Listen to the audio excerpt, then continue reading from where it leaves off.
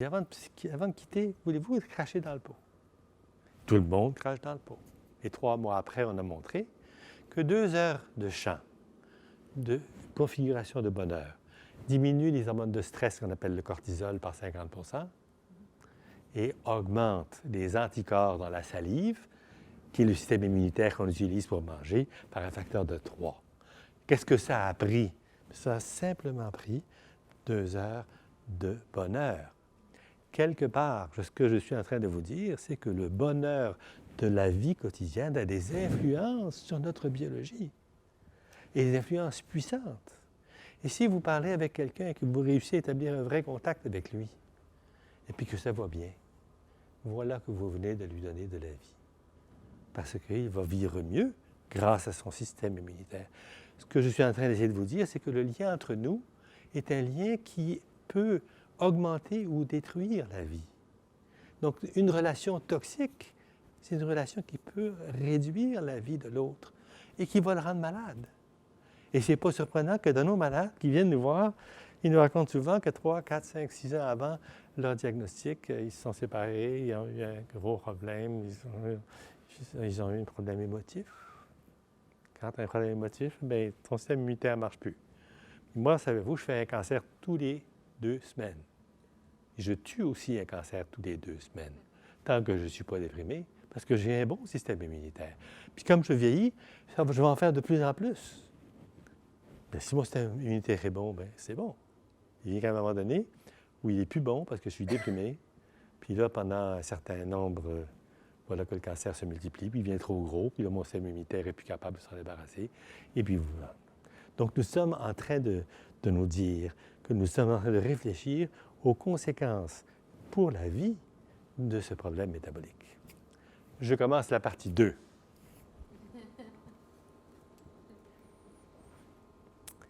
Et donc, nous avons compris que pour être capable de rester en vie, la personne qui ne mange plus, elle est obligée d'aller chercher ses protéines. Puis elle va chercher ses protéines d'abord pour aller faire du sucre, puis elle fait bien plus de sucre que moi parce que le cancer est un sucrophage épouvantable.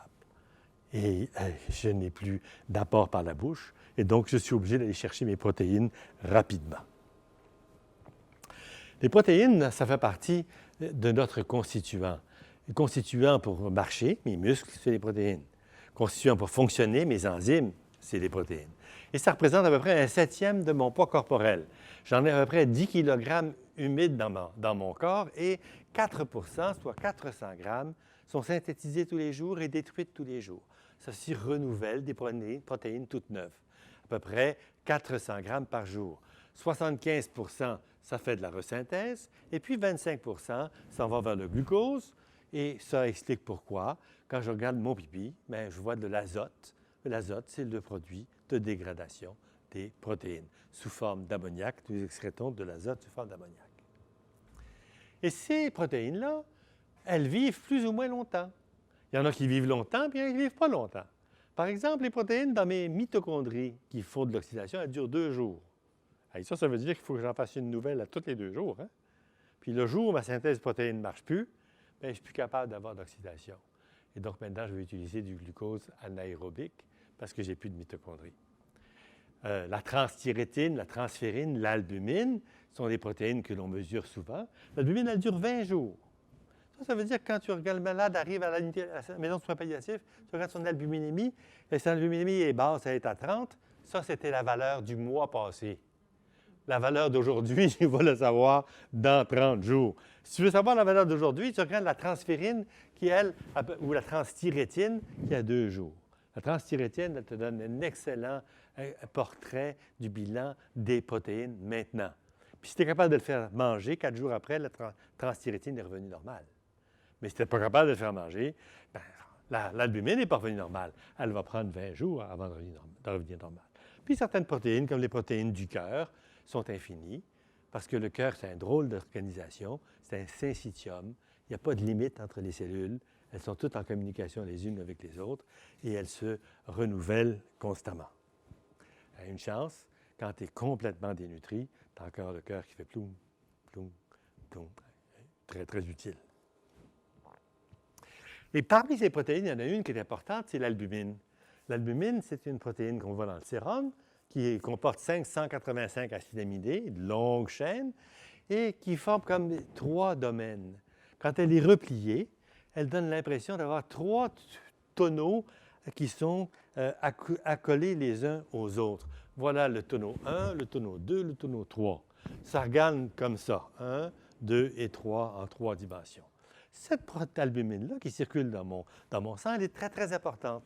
À l'extérieur des tonneaux, elle est pleine de charges, des charges plus ou des charges moins.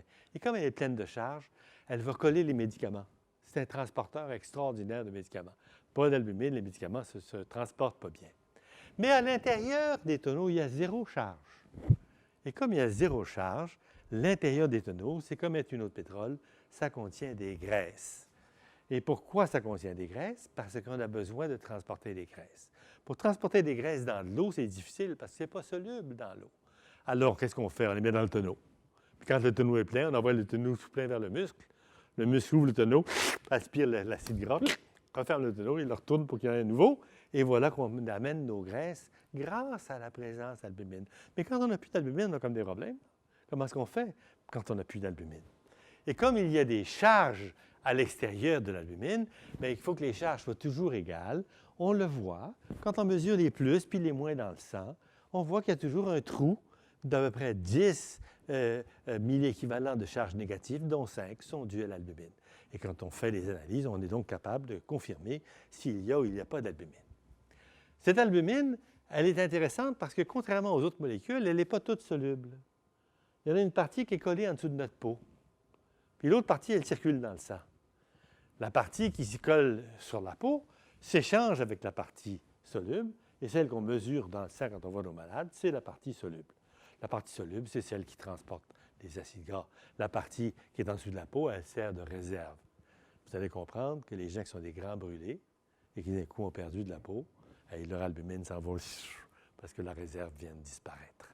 Ils sont donc extrêmement sensibles à la perte d'albumine. Et elle se distribue, celle qui est soluble, dans le liquide intravasculaire.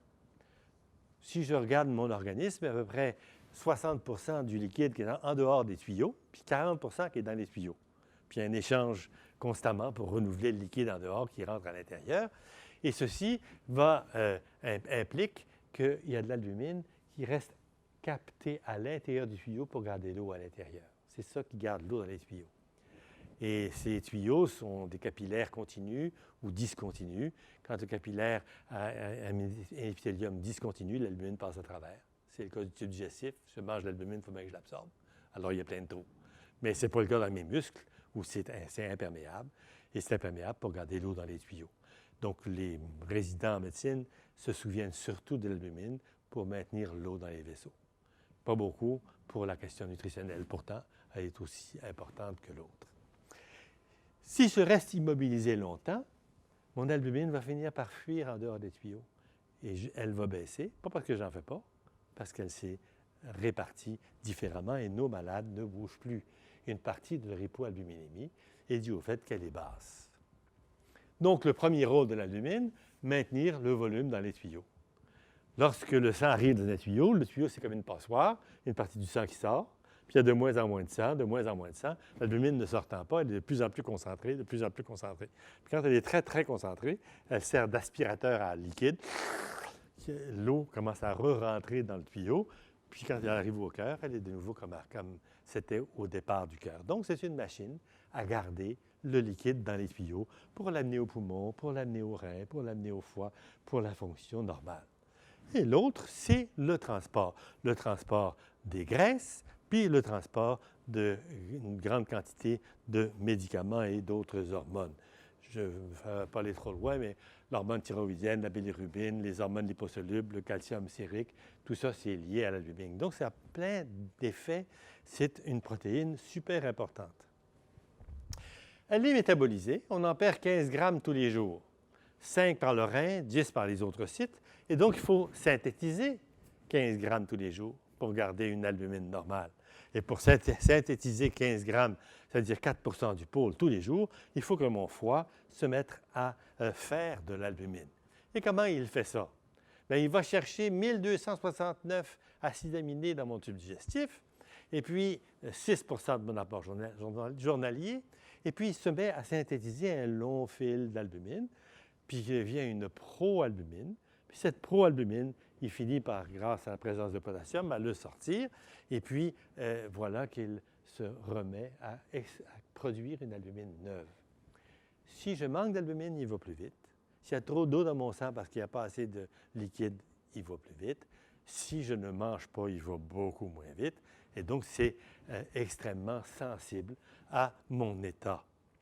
Par exemple, si je ne mange plus, en 24 heures, je perds 50 de ma production d'albumine. Ça veut dire que si j'en détruis 15, puis j'en fais seulement 6, eh bien, j'ai fait un déficit de 9 grammes. Puis faites ça pendant un mois, puis votre albumine se met à devenir évidemment très basse. Pour faire de l'albumine, il faut comprendre que je mange des protéines, par exemple du blanc d'œuf.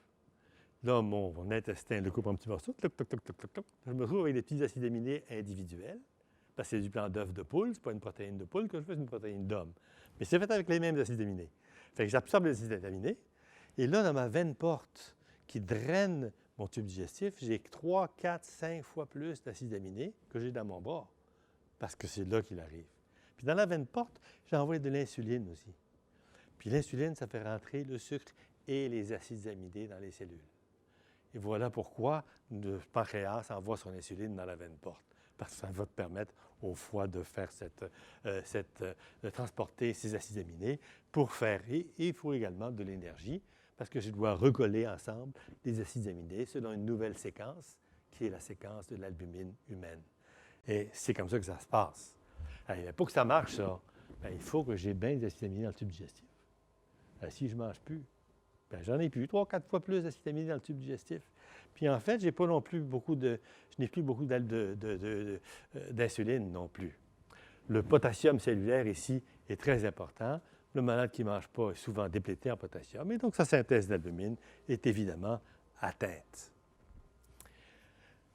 L'albumine devient basse d'abord parce que la production est diminuée. La production est diminuée parce que je jeûne, je ne mange plus, j'ai plus d'acide aminé dans ma veine porte, puis parce que quelquefois, mon foie lui-même est malade. Mais l'albumine est aussi diminuée parce que j'augmente le catabolisme de l'albumine, c'est-à-dire que je la détruis plus vite que normalement. Pourquoi? Bien, parce que le cancer mange de l'albumine, je vais vous montrer ça. Parce que le rein, quelquefois, perd des protéines. Parce qu'on me fait des prises de sang, puis on m'enlève constamment de l'albumine. Parce que j'ai de l'albumine dans mon épanchement pleural, puis tous les 15 jours, on enlève 2 litres d'épanchement pleural, bien, l'albumine est partie. Puis j'ai de l'acide, puis on m'enlève mon acide parce que je ne suis pas confortable, c'est vrai. Mais en enlevant l'acide, on a aussi enlevé de l'albumine. Donc tout ça fait que j'ai une perte rapide, plus rapide ou très rapide d'albumine. Cette production diminuée est aussi due au fait que je vais utiliser l'albumine pour faire du sucre. Puis c'est une protéine, ça. Puis j'aperçois que j'ai beaucoup besoin de protéines pour faire du sucre. Donc, cet effet-là est également significatif.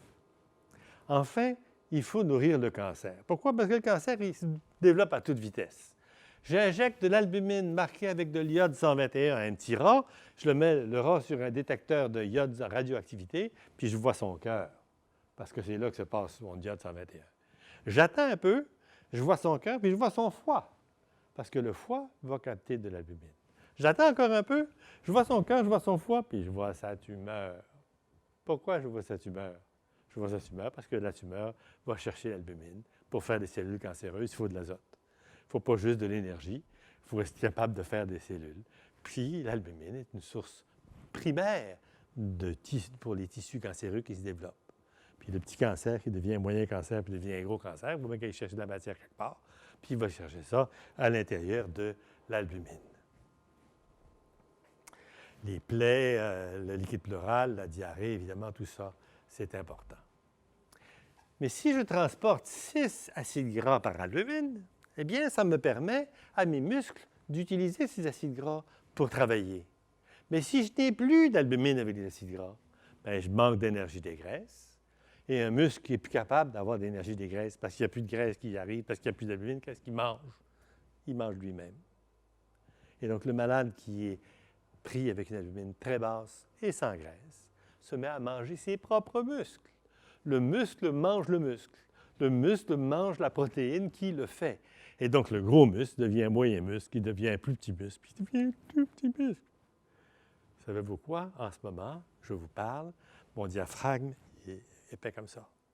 Si bien que quand je prends une grande respiration et quand je souffle, je génère une pression formidable. Mais si j'ai plus de protéines, mon diaphragme est rendu comme ça.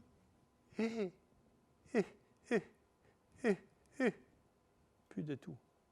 Plus de tout parce qu'il n'y a plus de muscles. Constipé, il n'y a plus de muscles. Tombe, il n'y a plus de muscles.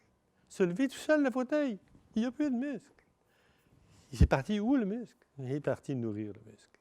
Donc, il y a une espèce d'autophagie qui est imposée au fait que le muscle n'a plus de source d'énergie parce que l'albumine est trop basse.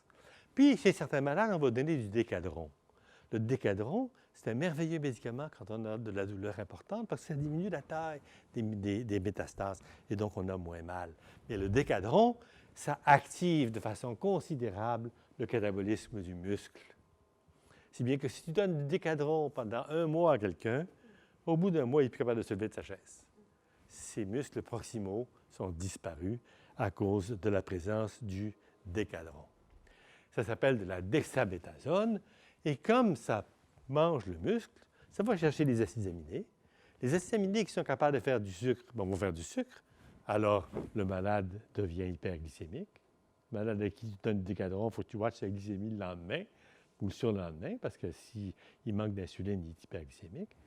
Puis, il y a des acides aminés qui vont en sucre, il n'y a pas d'azote là-dedans, ou qui vont en CO2, il n'y a pas d'azote là-dedans, et donc il se met à faire de l'urée. Et voilà un malade que tu donnes du décadron pour le rendre confortable, il devient plus confortable, mais tu vois qu'il a une hyperglycémie, puis tu vois qu'il y a une production accrue d'urée. Ceci, madame, peut être très important, parce que 10 % de la population sont plus sensibles au décadron que les autres. Puis eux, si tu vois qu'ils font beaucoup d'hyperglycémie, puis beaucoup d'urée, t'arrêtes ton décadron après 1 semaine. Parce que si tu ne l'arrêtes pas de façon précoce, lui, il va développer une myopathie floride beaucoup plus importante que les autres.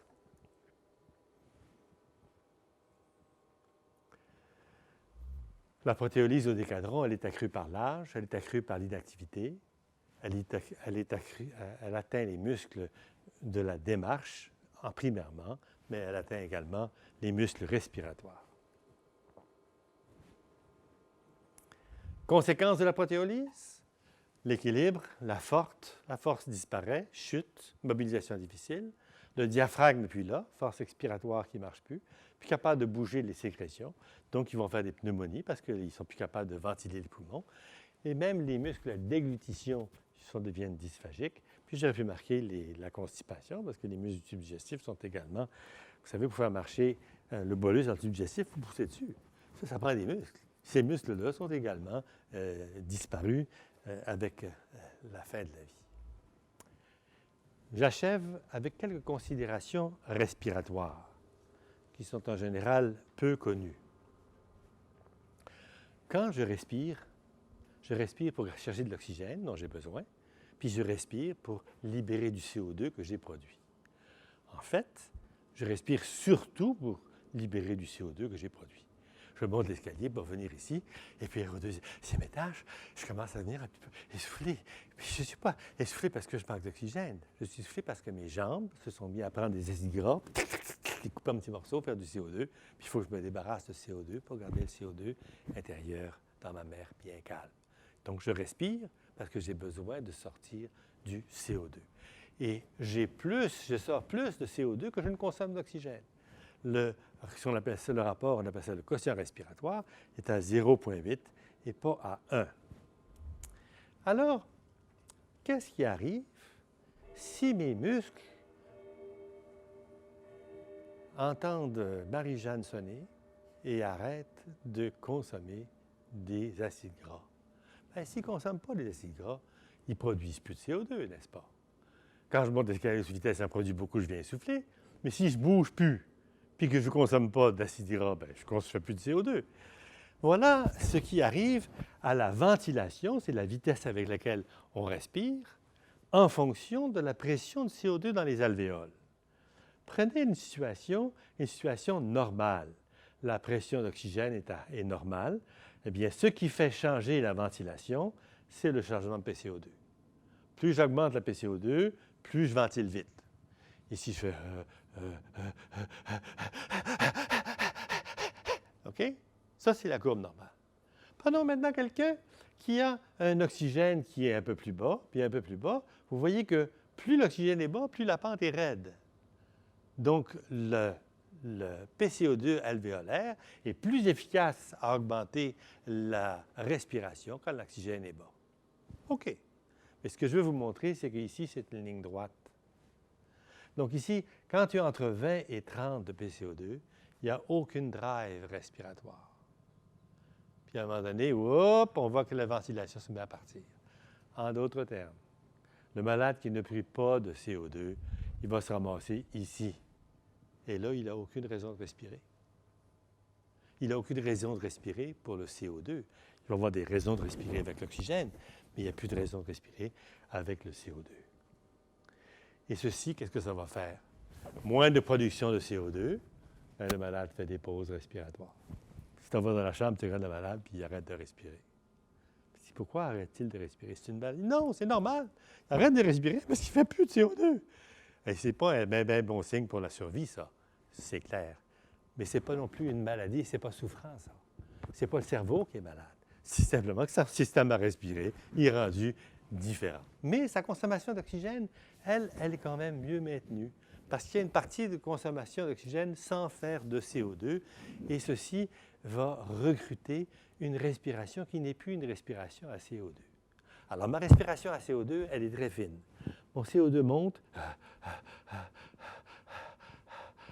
jusqu'à ce qu'il devienne normal. Puis si on fait encore,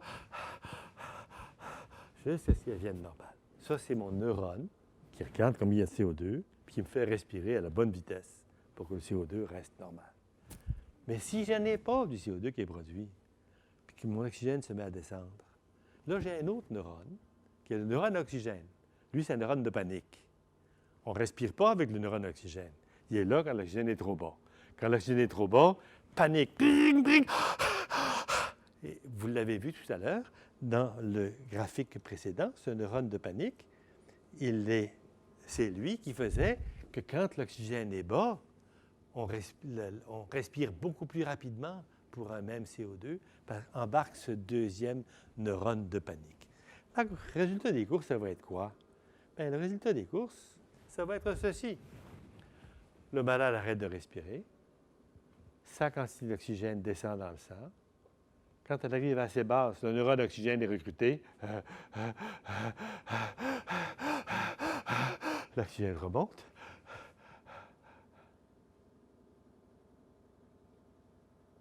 L'oxygène se met à redescendre.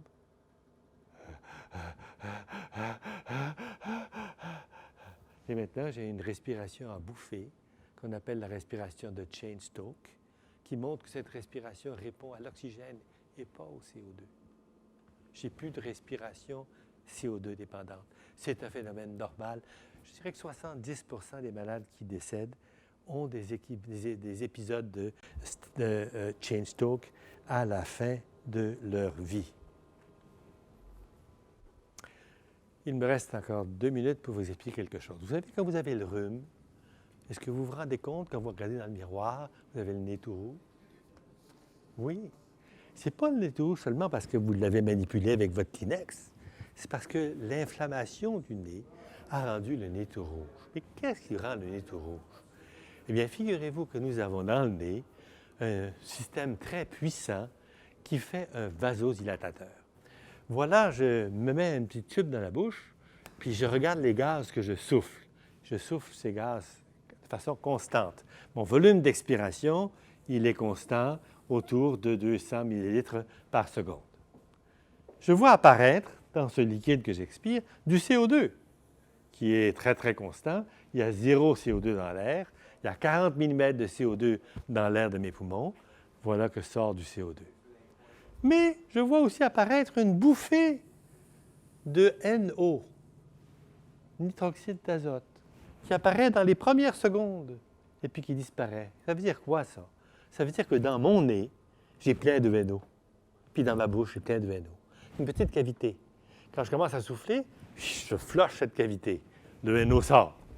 Puis à un moment donné, il ne reste presque plus de NO. Puis là, je trouve le NO qu'il y a dans l'air alvéolaire de mes poumons, qui lui est très bas. Ce NO, c'est quoi ça? C'est un gaz. C'est le plus puissant vasodilatateur que l'on connaisse. Et ce NO-là, il est produit à partir de l'acide aminé qu'on appelle l'arginine.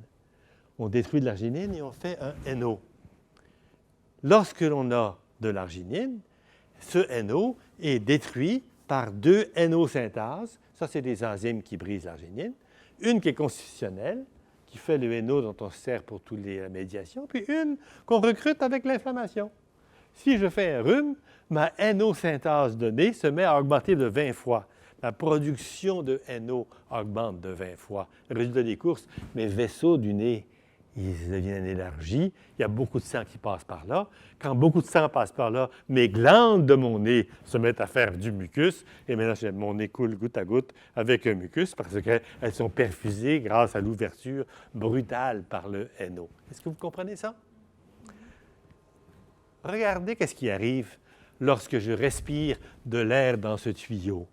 Eh bien, il arrive dans des alvéoles où il y a du NO. Ce NO qui vient de mon nez, il va dilater les artérioles rouges, amenant du sang pour avoir de l'oxygène, qui va repartir par les vénules bleues. En fait, c'est le contraire parce qu'on est dans le poumon, alors ici, les vénules sont rouges puis les artères sont bleues. Hey! Si j'ai ici une plaque de sécrétion et que je ne suis plus capable d'amener de l'air là-dedans, qu'est-ce qui arrive? Bien, il n'y a pas de NO. Mais il y a du NO ici. S'il n'y a pas de NO là, eh bien, il n'y a pas de dilatation de l'artère. Et donc, je vais envoyer mon sang que je veux oxygéner vers les alvéoles qui reçoivent le NO. Ceci va guider que l'air aille dans la bonne portion du poumon qui est utile. Si j'ai, par exemple, une pneumonie, bien, la zone pneumonique ne reçoit pas de NO, alors il n'y a pas de sang non plus qui va là. Mais il va dans l'autre poumon pour compenser pour la pneumonie. Comprenez-vous ça? On appelle ça la régulation de la rapport entre la ventilation et la perfusion. C'est le nez qui est responsable de ça. Merveilleux nez. Hey, qu'est-ce qui arrive quand j'ai plus de nez? Qu'est-ce qui arrive quand j'ai une canule ici? Puis qu'on met un respirateur? Et j'ai plus de NO. Bien, si j'ai plus de NO, quand j'ai 3-4 blocs qui se mettent là, bien, ma concentration d'oxygène dans le sang descend. Je désature pour un rien. Je deviens fragile. Puis si je suis un malade de soins palliatifs qui ne mange plus depuis 6 semaines, puis son arginine, qui est un acide aminé essentiel, que je ne peux pas fabriquer moi-même, que je suis obligé de manger, si j'en ai plus, qu'est-ce qui arrive à mon NO? Zéro. Le malade va faire une grippe, puis un rhume, puis le nez ne viendra pas rouge. Puis le malade va se mettre à tousser, puis il tousse difficilement parce qu'il ne peut pas mobiliser, parce qu'il n'y a plus d'air, il n'y a plus de force. Et puis là, d'un coup, il se désature. Et donc, le malade en fin de vie se désature parce que sa nutrition n'est pas correcte. OK? Comprenez-vous? Ce que j'ai essayé de faire, c'est de vous montrer que dans le fond, quand on regarde le malade de soins palliatifs, c'est comme n'importe quel malade. C'est un malade qui a aussi une physiologie. Puis on peut aussi parler aux étudiants en médecine de concepts qu'ils connaissent pour leur montrer comment ça s'applique ici en fin de vie. Et que c'est important de faire ça. La médecine palliative, c'est aussi de la médecine. Et puis les gestes qu'on pose, comme en médecine, sont illustrés par notre compréhension de ce qui est en train de se passer chez le malade. C'est intéressant de voir qu'il y a bien des docteurs qui ne comprennent pas ça. Il y a 25 ans, les chirurgiens, qui sont des gens qui aiment enlever la maladie, qui sont des gens assez doers, ils ont décidé qu'ils allaient donner des calories aux gens qui étaient en cachexie. Alors, il est en cachexie, on va y mettre une nutrition intraveineuse avec un petit tuyau ici, on va mettre là-dedans, on va mettre de l'albumine, puis on va mettre de l'acide aminé, puis on va mettre des graisses, puis on va mettre du sucre, puis vous allez voir qu'est-ce qui va arriver, ils sont tous morts. Parce que dans le fond, mourir fait aussi partie de la vie. Et ce n'est pas parce qu'on manque de calories, ce n'est pas parce qu'on ne les prend pas, les calories, c'est parce qu'on ne peut plus les prendre. On est entré dans une physiologie de la fin de la vie qui est différente et qu'on ne renverse pas avec une balette de chocolat ou avec une perfusion intraveineuse. Non, c'est un autre monde. Donc, regardons le malade en fin de vie en essayant de se demander ce que je suis en train de faire, est-ce que c'est approprié à sa situation de vie? Intéressant de voir qu'il n'y a dans aucun textbook de soins palliatifs un seul chapitre sur la physiologie du mourir. Pourquoi? Ce que je vous ai raconté, c'est assez simple. Ça me semble un peu du b.a.-ba. Là, il faut aller passer à travers. Il n'y a rien de mystérieux là-dedans. Parce qu'au fond, on n'a jamais cherché à réfléchir à la situation du malade avec son bagage, qui est un bagage scientifique. Merci de votre attention. Merci, monsieur.